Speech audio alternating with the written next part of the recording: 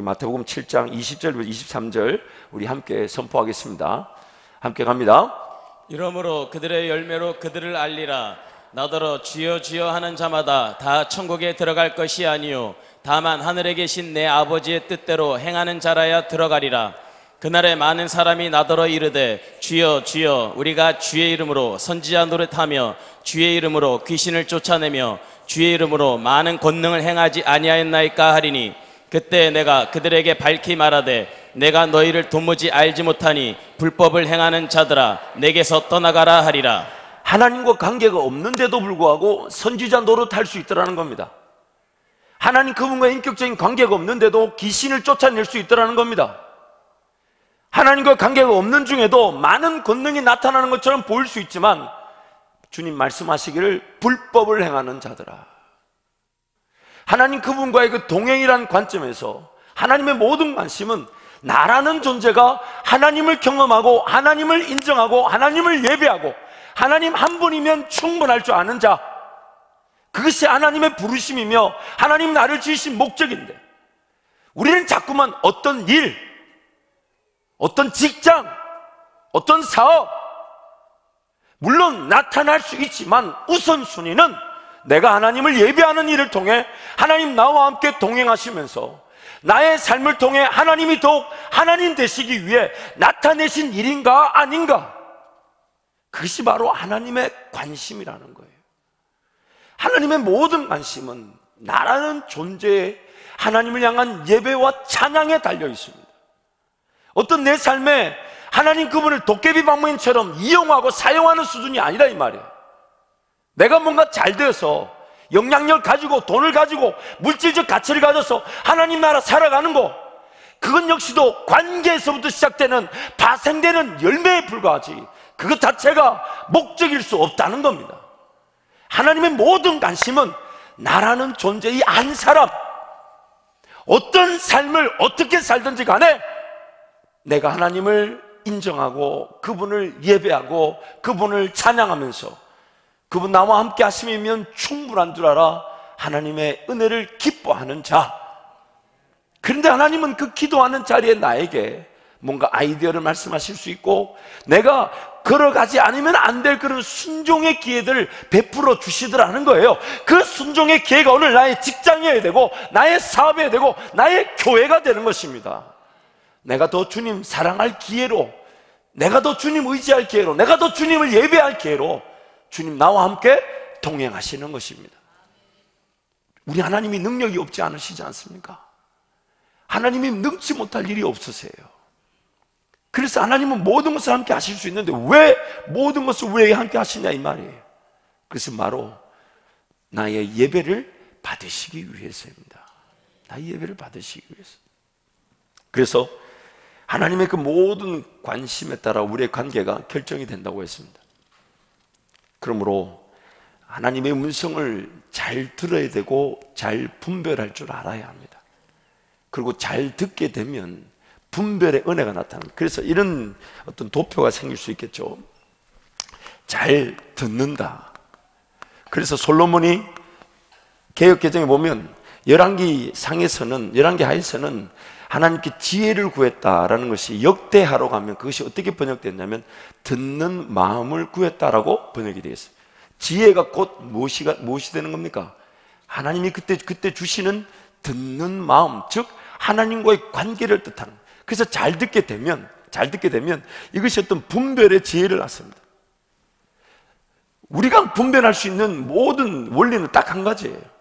하나님이 말씀하셨다. 그러면 이것이 내 인간적인 생각인지 세상의 소리인지 마귀가 던진 건지 진짜 하나님의 음성인지는 다시 기도의 자리에 달려나가 하나님께 또 재차 확인하며 물어보고 인내하는 수밖에 없어요. 하나님이 정말 이 아이디어를 저에게 주신 겁니까? 아닙니까? 내 인간적인 생각일까요? 혹시 세상의 자랑 아닐까요? 마귀가 던진 거 아닐까요? 그러면서 하나님께 은혜를 구하면 잘 듣는 그 태도가 결국 분별을 낳게 돼 있죠. 그리고 이게 분별이 되면 뭐가 됩니까? 확신에 서게 될 거 아니에요. 확신.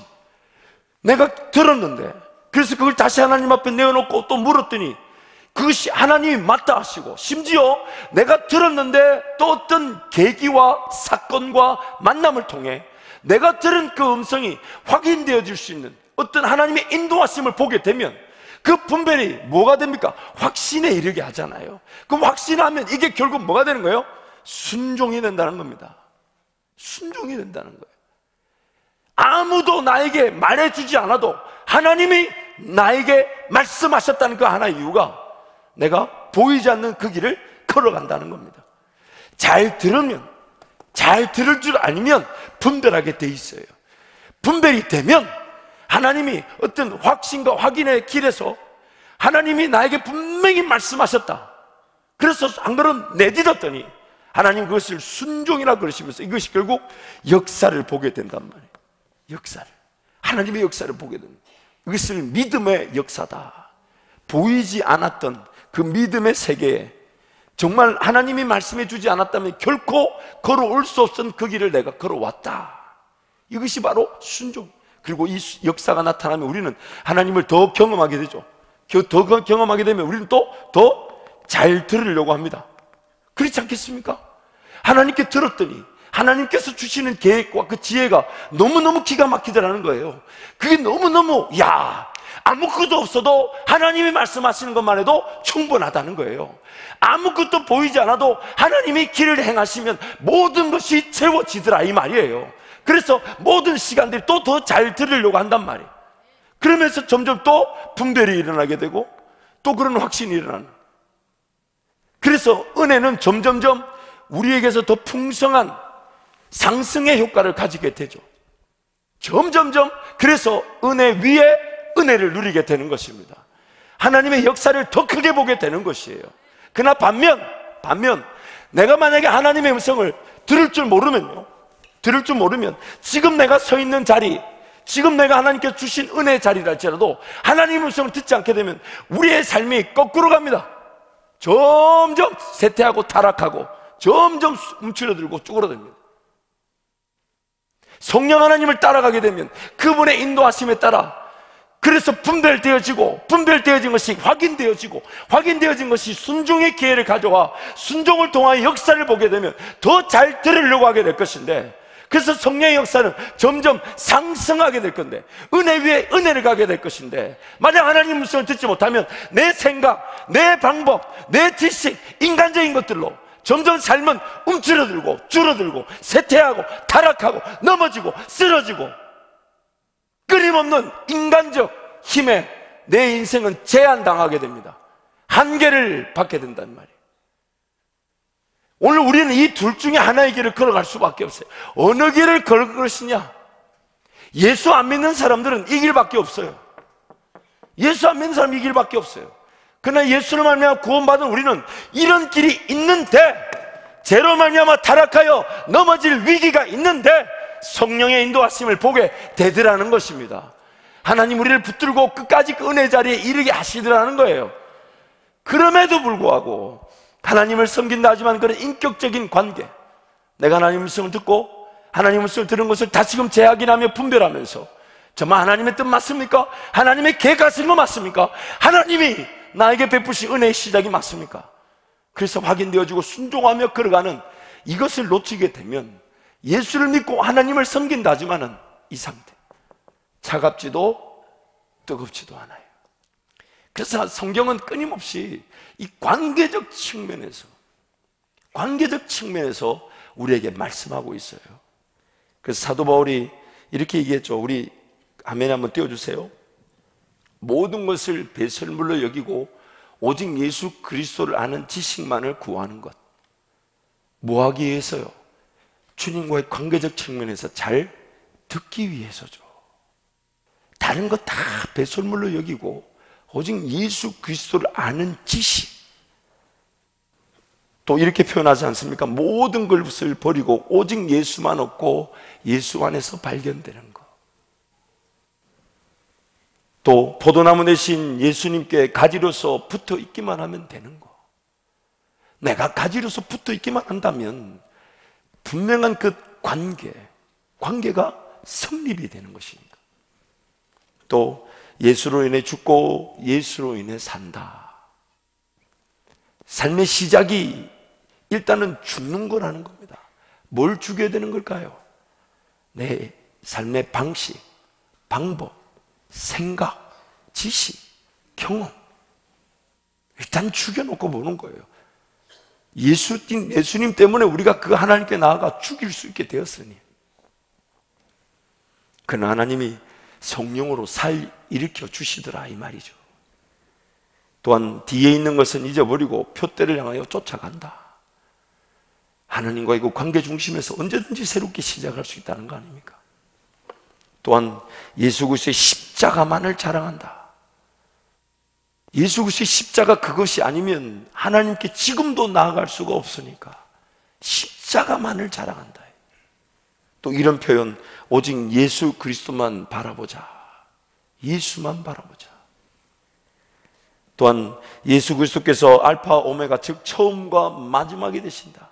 일의 계획에서부터 진행과 과정과 방법과 결과와 열매가 되시고, 그 열매는 더 큰 역사의 또 시작이 되게 하시는 예수 그리스도가 우리 삶의 알파와 오메가. 또한 예수 안에 내가 온전히 머물고 예수께서 내 안에 머무시는 것. 또한 그리스도와 함께 죽고 부활하는 온전한 연합을 이루는 것. 연합, 하나 된다 이 말이에요. 하나.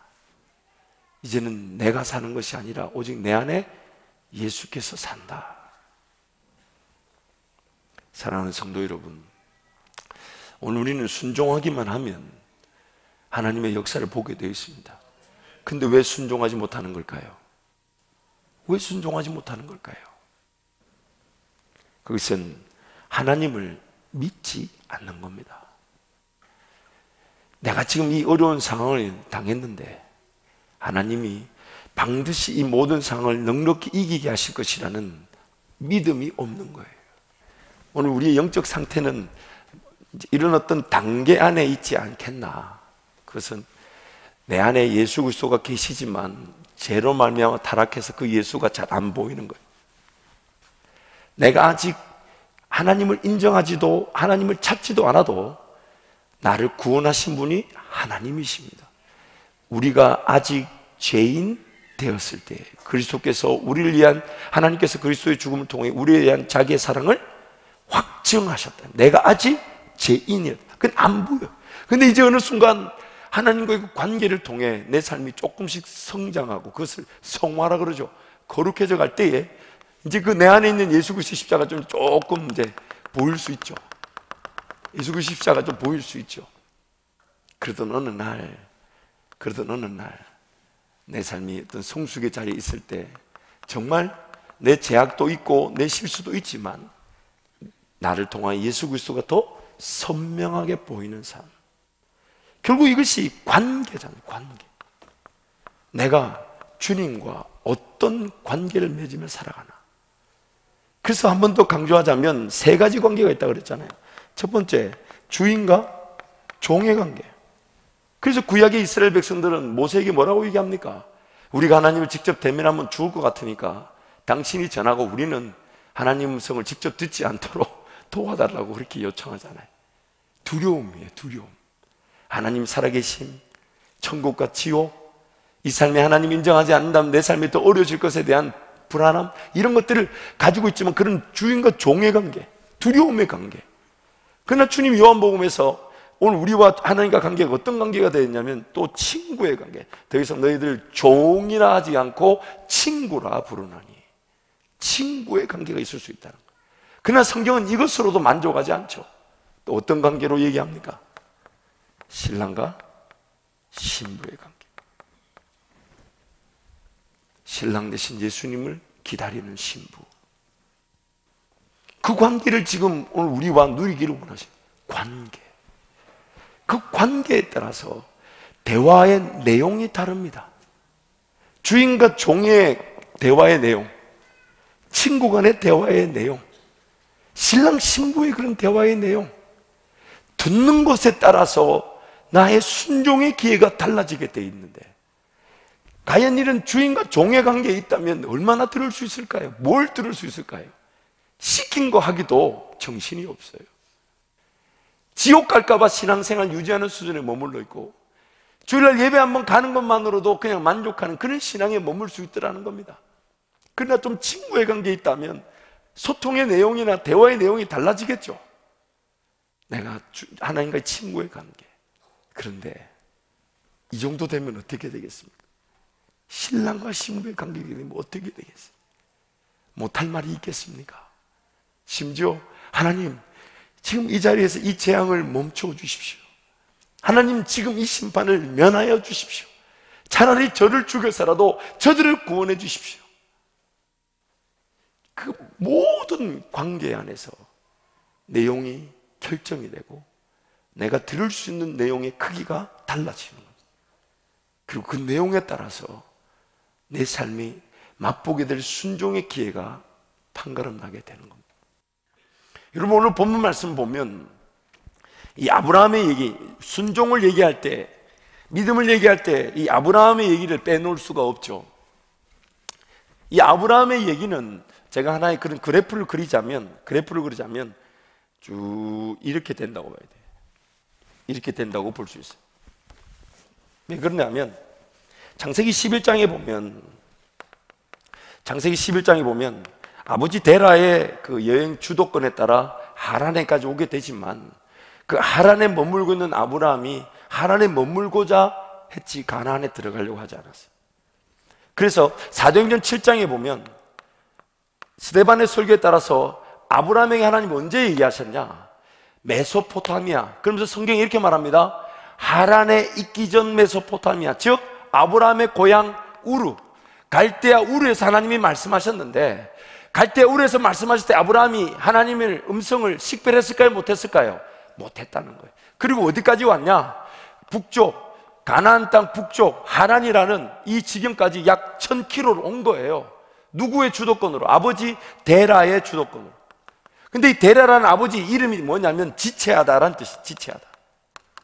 그래서 하란에 지체하고 있었죠. 근데 하나님 마침내 이 하란에서 가나안 땅으로 데리고 왔다. 그래서 창세기 12장에 보면 마침내라는 말이 창세기 12장 5절에 나옵니다. 하나님 마침내 아브라함이 가나안 땅에 들어갔더라. 그런데 이 가나안 땅에 들어온 아브라함이 기근이 드니까 어디로 갑니까? 어떻게 들어간 땅인데 또 다시 어디로 갑니까? 이 애굽으로 또 가는 거예요. 애굽으로. 기근이 들었으니까. 그래서 애굽으로 내려가죠. 근데 애굽에서 어떤 사건을 만나게 되죠. 자기 누이가 이쁘니까 애굽 사람들에게 뭐라고 얘기합니까? 아니, 자기 아내가 이쁘니까, 죄송합니다. 자기 아내가 이쁘니까 애굽 사람들에게 뭐라고 소개합니까? 누이라고 소개하잖아요. 그래서 바로는 누이인 줄 알고 아브라함에게 후대해가지고요 재산을 무지하게 줬어요. 그리고 이제 그 사라를 데리고 왔는데 그 밤에 바로에게 누가 나타났습니까? 하나님이 나타나가지고 한마디 마셨을 거예요. 너 죽는다. 그랬더니 벌떡 일어나가지고 이게 뭔 일이냐 물어보니까 아브라함의 아내였는데 누이라고 속인 거예요. 누가 잘못한 거예요? 바로가 잘못한 일이에요? 아브라함이 잘못한 일이에요? 근데 누가 욕을 먹었어요? 아니, 누가 욕을 먹었습니까? 왜 그러셨을까요? 지금 하나님이 누구 편을 들고 있는 겁니까? 아브라함을. 잘 알아듣지 못하는, 하나님을 모르는 아브라함을 위해서 그의 욕심에 따라 애굽으로 내려갔는데 그 거짓말 사건으로, 그러나 도리어 하나님은 그에게 부를 허락해 주셨단 말이에요. 부를. 오히려 하나님을 경험했죠. 와, 내가 죽을 짓을 했는데 욕을 먹기는 누가 먹었다고요? 바로가 죽을 뻔했어요. 바로가. 그래서 딱 올라오니까 창세기 13장 4절에 보면 이런 말을 합니다. 마침내 아브라함이 제단을 쌓고 여호와의 이름을 처음으로 불렀더라. 이제서야 이때쯤 와가지고 이런 여정을 쭉 온 다음에 하나님이란 분이 지금 나와 함께하고 계시는가 보다 이러면서 하나님을 경험하죠. 그래서 이제 애국 갔다 온 다음에 처음으로 제단을 쌓고 거기서 처음으로 여호와를 이름을 부릅니다. 그리고 이제 14장에 조카 롯을 구하죠. 그렇죠? 조카 롯을 구하는데 재밌어요. 고작 318명으로 10개국, 약 10여 개국이 전쟁을 치르는 그 가운데 갇혀있는 조카 롯을 구원해냅니다. 하나님이 전적으로 도우시는 거죠. 그래서 이 318명으로 그 전쟁을 다 이겨내고 조카 롯을 구하고 오는 길에 하나님이 누구를 만나게 합니까? 살렘 왕 멜기세덱. 하나님이 뭔가 준비했다는 듯이 아브라함에게 만나게 하시니까 아브라함이 하나님의 그 제사장이다, 살렘 왕이다 하니까 기꺼이 그 살렘 왕에게 뭘 내놓습니까? 누가 가르쳐 주지도 않았어요. 하나님을 경험한 다음에 그 아브라함이 자기도 모르게 10분의 1을 그 살렘 왕에게, 멜기세덱에게 내어놓습니다. 하나님이 그 아브라함의 수준에 따라 인도해 가시는 거죠. 그리고 난 다음에 또 이게 전부가 아니, 그래 이제 이게 끝난 다음에 15장에서 하나님이 재차 이 갈대아 우르에 나타났던 하나님, 하란에 나타났던 하나님, 이제 15장에 또 나타나십니다. 내가 너로 큰 족을 이루고 내가 너를 열국의 아비로 삼고 하늘의 모래, 하늘의 별처럼 바다의 모래처럼 네 자손을 번성케 하라니까 그때 아브라함이 하나님을 어떻게 했다고요? 믿었다 이 말. 이제서야 믿었다는 얘기예요. 이만큼 오니까 믿었다는 얘기예요. 그런데 이 또 아브라함이 요 믿었다고 이 믿음했는데 또 무슨 짓을 저지릅니까? 기다린다 안 기다리고 또 누구를 낳아요? 이스마엘을 낳아요. 그래서 여러분, 이런 이 상승곡선에 있던 도표를 좀 더 확대해서 보자면 분명히 상승하긴 하는데 어떤 식의 상승이 올라갔다 내려갔다 올라갔다 내려갔다 제로만이야 떨어졌다 올라갔다 제로 하나님 얹어주시고 그래. 자세히 그것을 확대해 보면 이런 그림일 거예요. 또 이스마엘을 낳죠. 재밌는 건요, 이스마엘을 낳았을 때가 86세였거든요 그런데 17장에 딱 넘어가면서 하나님이 언제 나타나냐면 99세 때 나타납니다. 몇 년 동안 침묵하셨을까요? 13년. 그리고 99세 때 나타나서 똑같은 얘기를 또 하십니다. 너의 씨가 열국의 조상이 될 것이다. 너에게서 나는 씨가 이스마엘이 아니라는 거예요. 그리고 이제 쭉 거쳐가서 이제 21장에 드디어 이삭이 탄생하게 되고, 그리고 최고점 22장에 모리아산에서의 이삭을 내어드리는 그 장면. 자기 자식까지도 내놓으라는 말에 순종하는 아브라함. 그러면 포인트가 뭡니까? 이 상태에 있던 아브라함이 22장에서의 그런 이삭까지도 모리아산에서 드릴 수 있는 사람으로 바뀌게 된 원동력이 뭐냐 이 말이에요.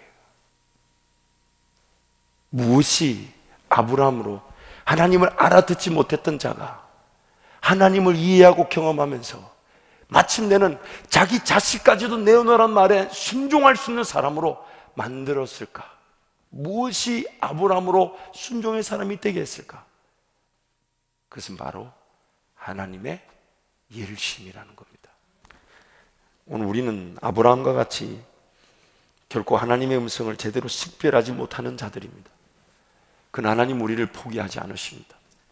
그러면서 좌로나 우로나 치우치지 않고 오로지 성령을 따라 걸어가기를 원하시는데, 그 길을 걸어가기 위해서는 오늘 우리가 어떤 일을 한다, 어떤 사업을 한다, 어떤 직장을 한다에 관심이 아니라 내가 하나님을 얼마나 기억하고 그분 얼마나 예배하며 그분 음성에 내 삶이 얼마나 사로잡혀 있는가, 하나님과의 관계가 내 삶의 중심이 되고 있는가, 얼마나 깊은 관계인가, 얼마나 하나님 음성을 잘 듣고 있는가, 얼마나 하나님의 음성을 잘 분별하는가, 얼마나 하나님을 믿고 신뢰하는가, 얼마나 나 자신을 예수 그리스도 이름으로 죽이고 성령 하나님이 살려주신 은혜 가운데 거하고 있는가, 얼마나 내가 십자가만을 바라보고 십자가만을 붙들고 하나님께 나아가고 있는가.